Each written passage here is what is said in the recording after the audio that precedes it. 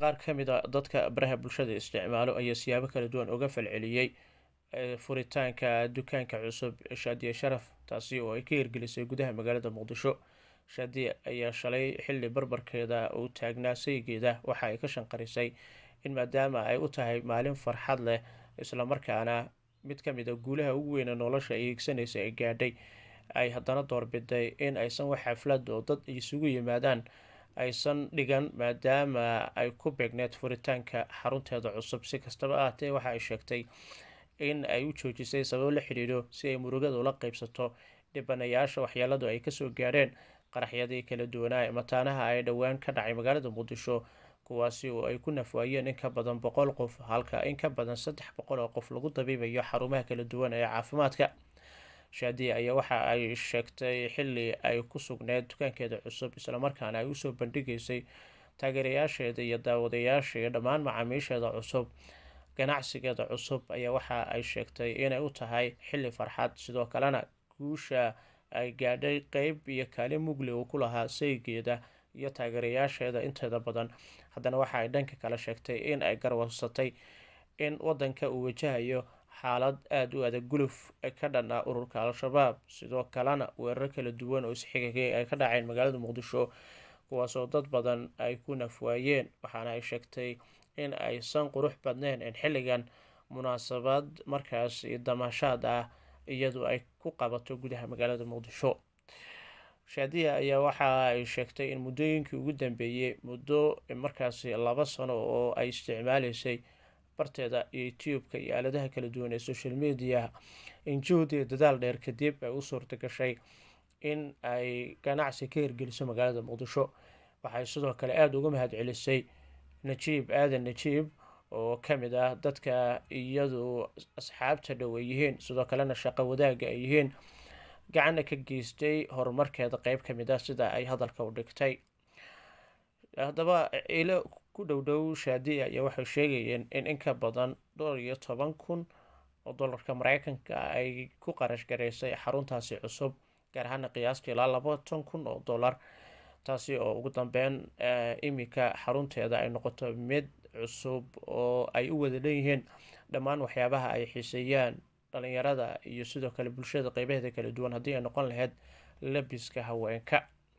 Shaadiye ayaa waxa ay sheegtay in fariimo kala duwan oo loo soo dirayay si isxigxigta ay dadku wax kaga weydiinayeen dareeskeeda, labiskeeda iyo halka dharka ay ka keento. Sidaa daraaddeed waxay doorbiday in ganacsigan imika ay ku dhiiratay inay furto, in dadka sidoo kale ay ugu soo bandhigayso isteelada iyo dhisaynada cusub ee dharka, isla marhaantana dalka dibaddiisa dalabkaasi ay kasoo qaadayso si dad badan oo aada u xiiseeya xidhashada, haddii ay noqon lahayd dharka hablaha kuwoodii ugu dambeeyey, ay usoo dhoobtay xaruntaasi ganacsi. Haddaba dad badan oo baraha bulshada adeegsado ayaa siyaabo kala duwan uga falceliyey go-aankan markaasi la xidhiidha in Shaadiye haba yaraatee aysan fanaaniin iyo dadyow kala duwan aysan kala qeyb qaadan munaasabadda furitaanka dukaankeeda, ay iyadu iyo sidoo kale saygeeda keliya ay halkaasi si wada jira iskood ay u doorbideen in ay ku furaan, aynu kusoo dhaweeyaan macaamiisha sidaasi si ay ganacsigeeda halkaasi ay uga bilaabato. Waxaase dadka kala duwan intooda badan ay sheegtay inay ku hanweyneed in ay qorsheyso in furitaanka munaasabadda dukaankeeda in ay ku beegneed xilli markaasi 29 bishaynu kasoo gudubnay Oktoobar ilaa 28 ka hor inta uusan qarax ka dhacay magaalada Muqdisho, weliba labadii qarax ee wasaaradda waxbarashada lagu bartilmaameysaday, isla markaana soo bilaabo halkaasi beegsiga uu ahaa dad badan ay ku waxyeeloobeen. Ay sheegtay in xilligaasi ay ahayd waqtiga ugu habboonaa oo iyadu ay dooneysay isla markaana ku naalooneysay in ganacsigeeda dadyow kala duwan ay isugu yimaadaan, sidoo kalena furitaanka xafladeeda ay usoo camiraan dadkaas oo intooda badan ay sheegtay inay hayeen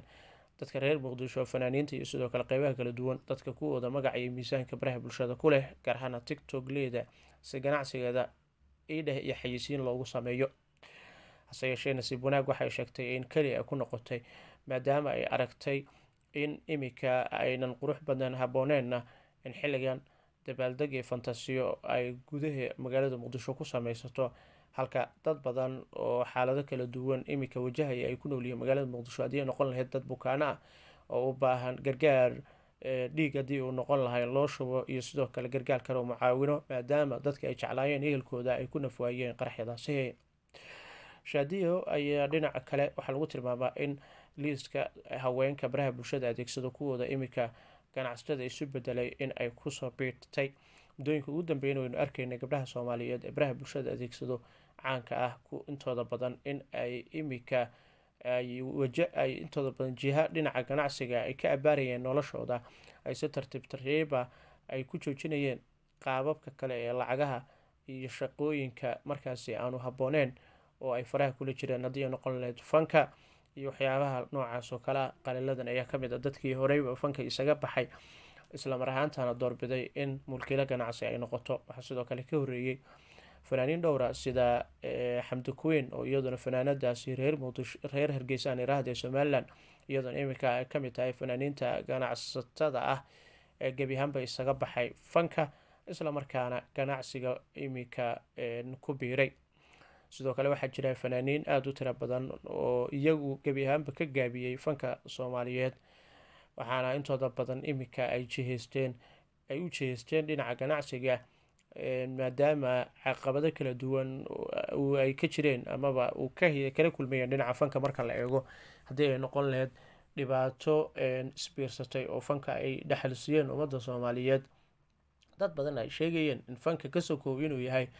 wax alla subxaana watacaala uusan raalli ka ahayn oo caradiisa laga helo islamarkaana dembi fawaaxish iyo sidoo kale fisqi fara badan ummadda tirada badan ee mar allaala marka bandhigyada iyo showyada lagu qabanayo ee dalka iyo daafihiisaba fanaaniinta soomaaliyeed showyada ay qabsanayaan ummadaasi ay kulmiyaan iyo xafladooda dadka badan kulmayso intooda badan in ay tahay xaflad markaasi u horseedo in dunuubta ay sifaafiyaan ayna ka qayb qaataan. hase yeeshee muddooyinka ugu dambeeyay waxaa dhifi naadir ahayd in fanaaniintii la yaqaanay islamarkaana fanka codadkoodu aada u wanaagsanaa ay gebi ahaanba si tartiib tartiiba ay fanka uga sii baxayeen iyagoo markaasi ku biirayay dhinaca ganacsiga islamarkaana raadinayay irsaaqad xalaal ah doorbidayana in gebi ahaanba ay joojiyaan waxyaabaha mal awalka ee fanka soomaaliyeed dadku ay u dhexalsiiyey. muuqaalkan waanu soo gebagabeyneynaa. marka horese haddii iminkan aad kusoo biirtay janalkan subscribe inoo saar laygare muuqaalkan la wadaag asxaabtaada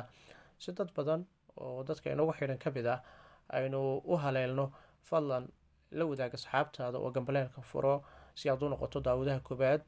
ee muuqaalada halkan aan kusoo gudbino u helo. waana kaaga mahad celinaynaa wixii fikir talo tusaale iyo sixidii dhaliilba waxaad inoogu reebtay qeybta kommentiga. mar weliba waxaynu raalli ka nahay in dadka wacyiga iyo waanada iyo waxyaabaha ay noo soo jeedinayaan inaynu qaadano kuna camal falno. haddii ay jirto arrin aad jeceshahay inaad nala wadaagto qeybta hoose inoo soo dhig. waad mahadsan tahay.